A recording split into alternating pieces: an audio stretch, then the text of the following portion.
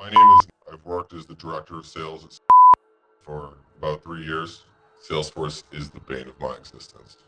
One of the only strong memories from being a spry 22-year-old sales rep, where I would go into Salesforce and painstakingly, at my VP's requirement, fill out every single field in excruciating detail.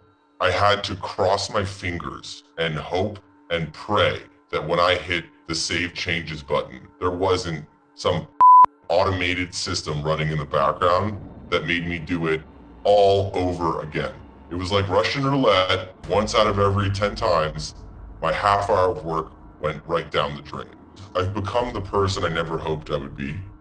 I think we all, as sales reps, hoped that one day in management we would forego Salesforce needs to be up to date, but unfortunately, it's just too entrenched in the way that we do business. Like, what was the idea with Lightning?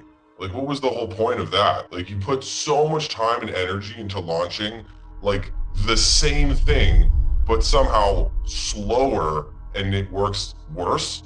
That was the goal. But the challenge remains that I have highly educated, trained, professional sellers on my team. And I know they're spending time doing manual data entry in Salesforce.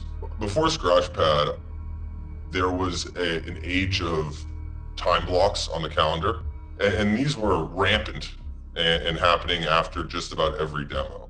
We were losing between 15 and 30 minutes of productivity for every 1 hour customer conversation. The really interesting point was I don't have the data on hand, we found that they had made something like 20,000 record updates with Scratchpad in the month that we were trialing it. And I asked the reps how long they thought that took them. And they actually didn't even know, because it wasn't something that they were associating with a time block or allocating time to. It was much more of a passive activity.